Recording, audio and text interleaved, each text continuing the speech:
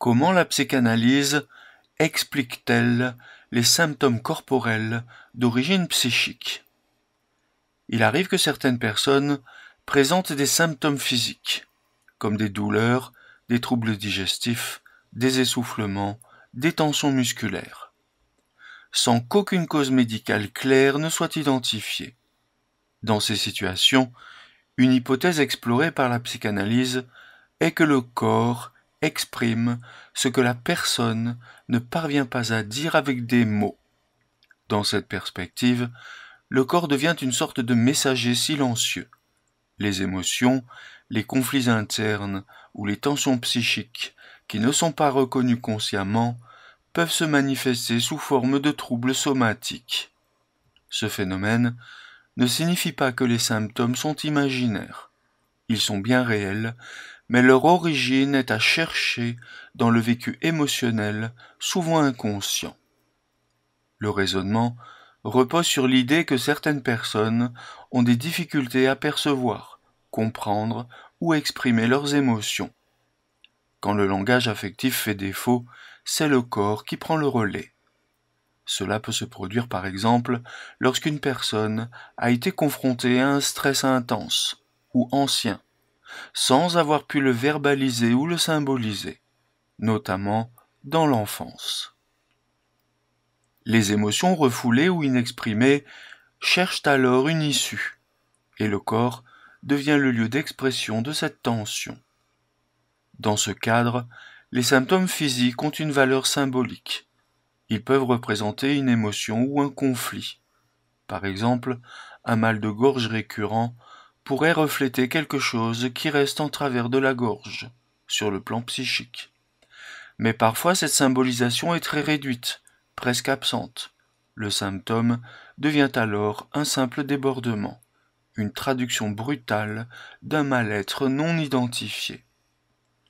La psychanalyse considère aussi que le symptôme peut avoir une fonction.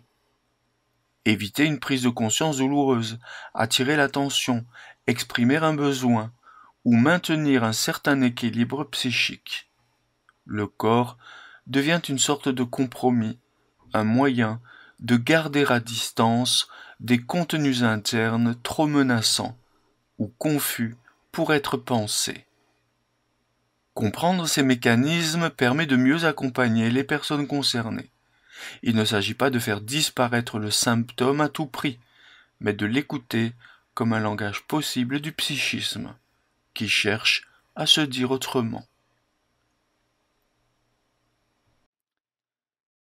Qu'est-ce que l'alexithymie? L'alexithymie désigne une difficulté particulière à ressentir, identifier et exprimer ses émotions. Ce mot vient de racines grecques signifiant littéralement absence de mots pour les émotions.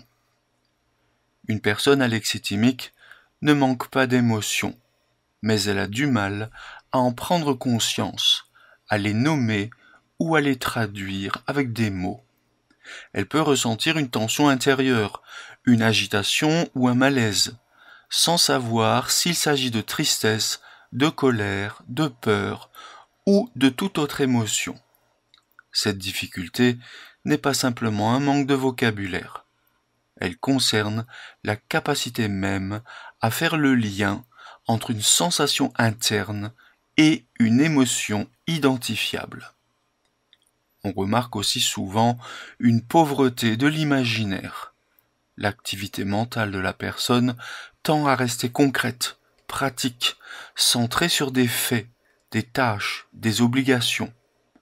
Elle éprouve peu de goût pour la rêverie, les symboles ou les récits chargés d'émotions. Ce mode de pensée est parfois qualifié de fonctionnel ou encore de pensée opératoire, car il vise à gérer l'action immédiate plutôt qu'à explorer le monde intérieur. Dans la vie quotidienne, cela peut se traduire par des échanges très factuels, une difficulté à se confier, un certain inconfort face aux émotions des autres, ou encore une tendance à minimiser l'importance des sentiments. Sur le plan relationnel, Cela peut créer des malentendus ou des tensions, car les proches peuvent percevoir une froideur ou un manque d'empathie, alors qu'il s'agit plutôt d'une limitation dans la manière d'accéder à l'émotion. Chez certaines personnes, cette difficulté est permanente et constitue une caractéristique de leur personnalité. Chez d'autres, elle peut apparaître à la suite d'un traumatisme, d'un contexte familial rigide ou encore comme mécanisme de défense face à une souffrance émotionnelle difficile à gérer. L'alexithymie est importante à comprendre car elle est fréquemment observée chez des personnes présentant des troubles psychosomatiques, anxieux ou dépressifs. Identifier ce mode de fonctionnement permet de mieux adapter l'accompagnement thérapeutique en travaillant progressivement l'accès aux ressentis et à leur mise en mots.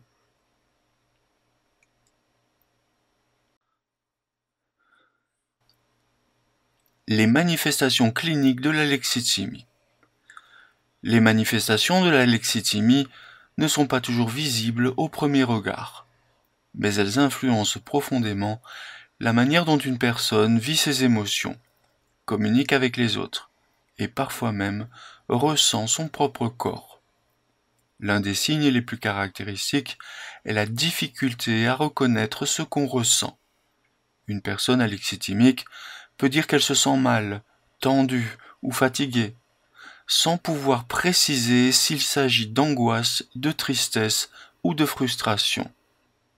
Il y a une forme de brouillard émotionnel intérieur. Cela peut aussi entraîner une certaine confusion entre les sensations physiques et les états émotionnels. Par exemple, un cœur qui bat vite peut être perçu uniquement comme un signe de problème physique, sans être relié à une peur ou une excitation. Cette difficulté à identifier ces émotions rend aussi difficile le fait de les exprimer, que ce soit verbalement ou non verbalement. Ces personnes peuvent sembler calmes, voire froides, parce qu'elles ne montrent pas facilement ce qu'elles ressentent. Cela ne veut pas dire qu'elles n'éprouvent rien, mais que l'accès à ce ressenti est limité, voire bloqué. Sur le plan relationnel, cela peut provoquer des malentendus. Les autres peuvent percevoir un manque d'empathie ou de chaleur, ou avoir le sentiment que la personne ne s'implique pas émotionnellement. De leur côté, les personnes alexithymiques peuvent se sentir incomprises, envahies ou démunies face aux réactions affectives des autres, sans savoir comment y répondre. Un autre aspect souvent observé est une pauvreté de la vie imaginaire. La rêverie, la fantaisie, les émotions liées aux œuvres artistiques ou aux récits fictifs sont peu investies. Cela se reflète parfois dans le langage, qui reste concret, descriptif, sans recours aux métaphores ou aux symboles. L'alexithymie peut aussi être liée à certains troubles psychiques ou physiques. On la retrouve fréquemment chez des personnes souffrant de troubles psychosomatiques, c'est-à-dire présentant des symptômes corporels d'origine émotionnelle, comme des maux de ventre, des douleurs chroniques ou des troubles cutanés. Elle peut également apparaître chez des personnes dépressives, anxieuses ou ayant vécu des traumatismes. Enfin, ce fonctionnement émotionnel particulier peut avoir une valeur défensive. Il protège contre des émotions trop intenses ou envahissantes, mais il peut aussi empêcher d'élaborer ses souffrances, ce qui rend parfois le travail thérapeutique plus complexe.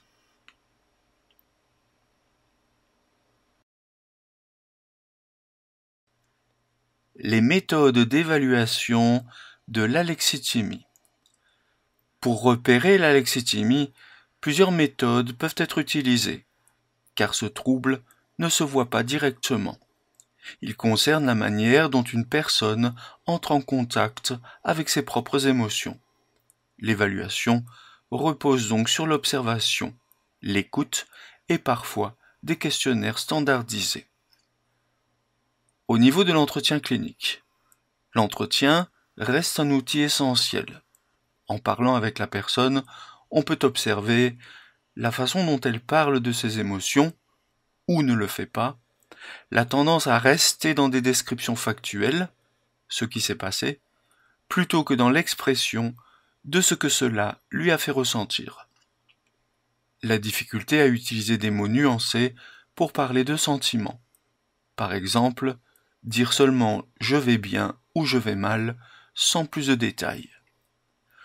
Le professionnel peut aussi être attentif à l'absence de récits imagés, de souvenirs chargés d'émotions, ou encore à une tendance à changer de sujet lorsqu'on aborde des aspects affectifs. Les questionnaires auto-évaluatifs. Certaines échelles permettent à la personne de répondre à des affirmations simples, en indiquant si elles lui correspondent ou non. Ces questionnaires explorent la capacité à identifier ses propres émotions, la tendance à se focaliser sur des détails pratiques plutôt que sur des ressentis internes, et la richesse ou la pauvreté de l'imaginaire. Même si ces outils ne posent pas un diagnostic au sens strict, ils donnent des indications précieuses sur le fonctionnement émotionnel. L'observation du langage. Dans certaines approches, on analyse la manière dont une personne parle, spontanément ou à partir de consignes précises.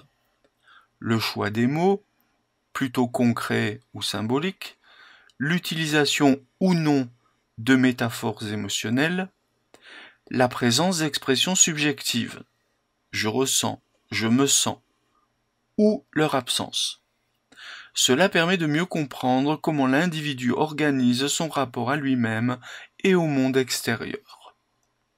Enfin, les tests projectifs.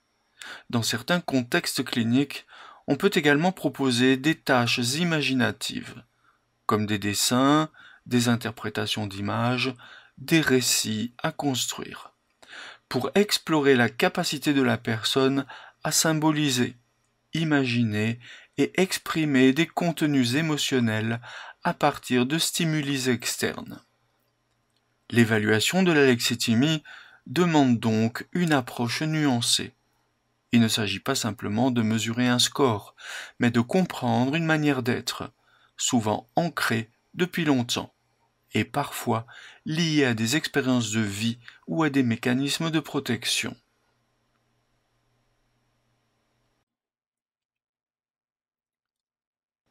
Les recherches empiriques clés sur l'alexithymie.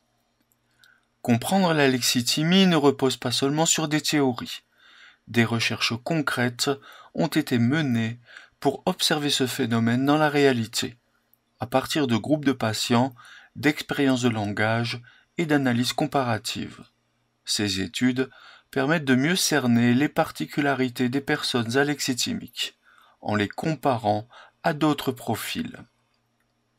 Comparaison entre patients psychosomatiques et patients psychonévrotiques. Une série d'études a été réalisée pour comparer des personnes présentant des troubles psychosomatiques, où le corps exprime une souffrance émotionnelle, à d'autres personnes ayant des troubles dits psychonévrotiques, comme l'anxiété, les phobies ou les troubles obsessionnels. Les résultats ont montré que les personnes atteintes de troubles psychosomatiques présentaient plus souvent un fonctionnement alexithymique, moins d'expression émotionnelle, moins de fantaisie et un langage plus concret. Les études sur le langage et les représentations de soi. Des tests ont été utilisés pour explorer l'image que les individus ont d'eux-mêmes, ainsi que leur façon de raconter leur vie ou de se décrire. Chez les personnes alexithymiques, on observe souvent une image de soi floue ou rigide, peu de nuances émotionnelles, des récits personnels centrés sur des faits extérieurs avec peu de contenu affectif. Les expériences avec des tests projectifs. Des outils comme les tests d'image, par exemple le test de Rorschach, ont permis d'analyser la capacité à imaginer, à créer du sens symbolique ou à projeter des émotions sur des situations ambiguës. Chez les personnes alexithymiques, les réponses sont souvent courtes, concrètes, factuelles. Il y a peu d'élaboration imaginaire, peu de récits émotionnels complexes. Les études sur le comportement verbal.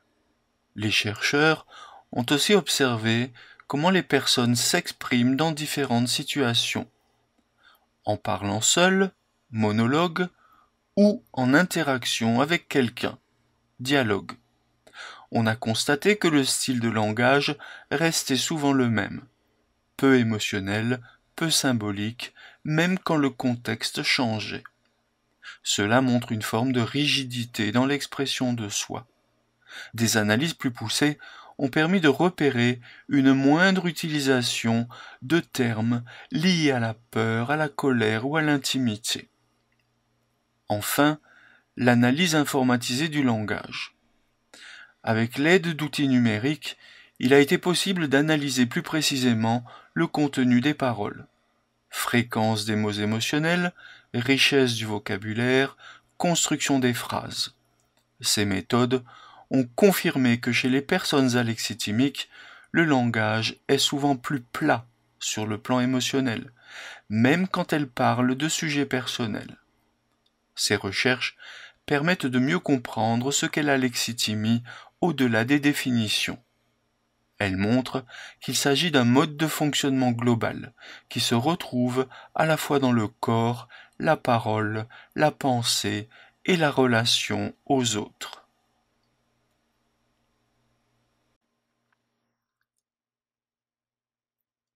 Les approches thérapeutiques de l'alexithymie. Accompagner une personne alexithymique en thérapie peut représenter un défi particulier, car le cœur même du travail thérapeutique, c'est-à-dire mettre des mots sur ce que l'on ressent, est précisément ce qui est difficile pour une telle personne. Cependant, des approches existent, adaptées à ce type de fonctionnement, qui visent à rétablir peu à peu le lien entre l'esprit, le corps et les émotions. Les obstacles spécifiques en thérapie. Chez les personnes alexithymiques, la difficulté ne réside pas seulement dans l'absence d'expression émotionnelle, mais dans une réelle incapacité à percevoir, différencier ou nommer les émotions. Cela peut rendre la thérapie lente au début, car il faut d'abord établir un langage émotionnel de base. Ces patients peuvent aussi avoir tendance à s'en tenir à des récits très factuels, ou à attendre des conseils pratiques plutôt qu'une exploration intérieure. Parfois, ils expriment de l'ennui, de l'agacement, ou se sentent vides lorsqu'on aborde leur monde affectif. Ces réactions sont souvent des manifestations indirectes du malaise émotionnel. Les pistes thérapeutiques possibles. Il n'existe pas une seule méthode universelle, mais plusieurs voies peuvent être envisagées. La thérapie d'inspiration psychanalytique adaptée. L'objectif n'est pas de forcer l'émotion, mais de favoriser l'apparition progressive de symbolisations. Aider la personne à faire des liens, à tolérer des états internes confus, à mettre en récit ce qu'elle vit, même de façon floue ou maladroite au départ. Les thérapies corporelles ou psychosomatiques. Puisque les émotions passent souvent par le corps, travailler avec le ressenti corporel, la respiration, la tension musculaire, la sensation interne, peut aider à rétablir une conscience émotionnelle. L'idée est de redonner un espace d'écoute au corps, non plus comme simple symptôme, mais comme un messager intérieur. Les thérapies de groupe. Être confronté à la parole d'autrui permet parfois de mieux percevoir ce que l'on ressent soi-même. Le groupe devient un miroir, un espace d'apprentissage émotionnel, où les réactions et les échanges aident à nommer des états internes jusque-là confus ou tus. Les techniques de visualisation ou d'écriture guidée. Pour certaines personnes, le fait d'écrire, de dessiner ou de travailler avec des images peut ouvrir une voie vers l'émotion, sans passer d'abord par les mots explicites. Cela permet une forme d'expression symbolique souvent moins menaçante. Un travail patient et progressif. Le travail thérapeutique avec une personne alexithymique demande du temps, de la régularité et une grande tolérance à la lenteur. Il ne s'agit pas de faire disparaître le symptôme immédiatement, mais de réapprendre à sentir, à nommer, à donner du sens à ce qui est vécu. Petit à petit, un changement peut s'opérer. La personne commence à se rendre compte qu'elle ressent quelque chose, même si elle ne sait pas encore quoi. Elle apprend à s'écouter autrement, à se relier à son expérience intérieure. Et parfois, cela suffit déjà à transformer profondément sa relation à elle-même et aux autres.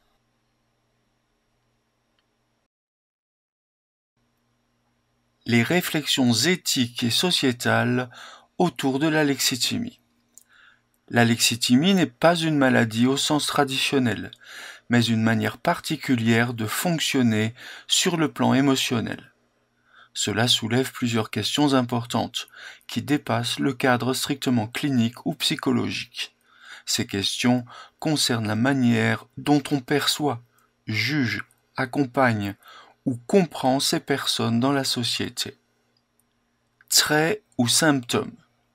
Une première question est de savoir si l'alexithymie est un trait stable de la personnalité ou un symptôme réversible, lié à un contexte, comme un traumatisme, un épuisement, une situation de stress. Chez certaines personnes, ce fonctionnement est présent depuis longtemps, presque comme une seconde nature. Chez d'autres, il peut apparaître temporairement, comme une réponse à une souffrance trop difficile à supporter. Cette distinction est importante. Elle influence la manière dont on envisage l'accompagnement. Faut-il traiter l'alexithymie ou simplement en tenir compte comme un mode d'être à respecter et à comprendre? L'influence de la culture et de l'environnement. Dans certaines cultures ou milieux sociaux, exprimer ses émotions peut être mal vu, associé à une forme de faiblesse ou de perte de contrôle. Dans ces contextes, un comportement alexithymique peut être renforcé, voire valorisé. Par ailleurs, les normes de genre peuvent jouer un rôle. Par exemple, dans certaines représentations, les hommes sont encouragés à taire leurs émotions, à se montrer forts, rationnels, pratiques. Cela peut rendre la lexithymie plus fréquente ou plus difficile à reconnaître chez eux. Ces éléments montrent que la lexithymie n'est pas seulement une question individuelle, elle est aussi influencée par l'éducation, la société, les modèles culturels. Les risques de stigmatisation. Quand une personne a du mal à exprimer ses émotions, elle peut être perçue comme distante, froide ou indifférente. Ce jugement peut entraîner de l'exclusion, de l'incompréhension ou un retrait social. Il est donc important de ne pas réduire la personne à ce fonctionnement, mais de garder à l'esprit que cette difficulté est souvent involontaire et peut masquer une grande vulnérabilité intérieure. Sensibiliser plutôt que corriger. L'un des enjeux actuels est de mieux faire connaître ce fonctionnement émotionnel dans les domaines de la santé, de l'éducation, du travail et de la vie familiale. Comprendre la lexithymie, c'est aussi apprendre à écouter autrement, à poser des questions différemment, à créer des espaces où les émotions peuvent être abordées sans pression ni jugement. L'objectif n'est pas d'obliger tout le monde à parler de ses émotions, mais de permettre à chacun de trouver une voie d'expression qui lui convient, à son rythme, selon sa sensibilité. Avec ces éléments, on comprend que l'alexithymie, au-delà de sa dimension psychologique, interroge aussi notre rapport collectif aux émotions. Ce que nous en entendons, ce que nous en tolérons, et la manière dont nous accueillons les différences dans leur expression. Comprendre l'alexithymie. Synthèse. L'alexithymie est une difficulté à identifier, ressentir et exprimer ses émotions. Ce fonctionnement particulier, souvent discret, peut avoir un impact profond sur la vie intérieure, les relations et même la santé physique. Le corps comme langage des émotions. Certaines personnes expriment leur mal-être par le corps, faute de pouvoir le dire avec des mots.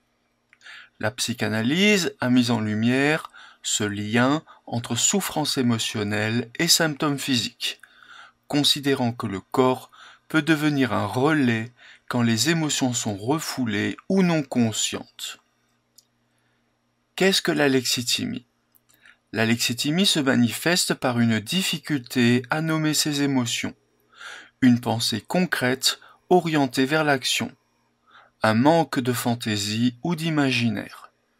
Ce n'est pas un manque d'émotion, mais une incapacité à y accéder mentalement. Les signes dans la vie quotidienne. La personne parle peu d'elle-même, paraît distante, ne montre pas facilement ses émotions. Elle peut se sentir confuse intérieurement et mal comprise dans ses relations. L'alexithymie est souvent liée à des troubles psychosomatiques, anxieux ou dépressifs. Comment l'évaluer ? Les professionnels s'appuient sur des entretiens cliniques, des questionnaires d'auto-évaluation, l'analyse du langage spontané et parfois des tests projectifs.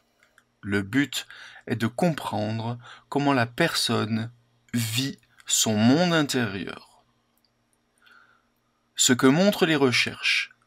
Les études ont confirmé que les personnes alexithymiques ont une parole plus factuelle, moins d'expression émotionnelle, une imagination plus pauvre, un style de langage peu modifié selon les contextes. Elles réagissent souvent de manière similaire, qu'elles soient seules ou en interaction. L'accompagnement thérapeutique. Le travail thérapeutique demande patience et adaptation. Les approches efficaces incluent une écoute progressive, le travail corporel ou créatif, les thérapies de groupe et l'activation douce du monde émotionnel par l'imaginaire. L'objectif est de favoriser l'émergence d'une conscience émotionnelle, même fragile. Les réflexions éthiques et culturelles. L'alexithymie interroge aussi notre rapport collectif aux émotions. Elle peut être influencée par la culture, le genre ou l'éducation. Il est essentiel de ne pas la juger, mais de la comprendre comme une manière d'être, parfois protectrice, parfois limitante, et d'ajuster notre regard en conséquence.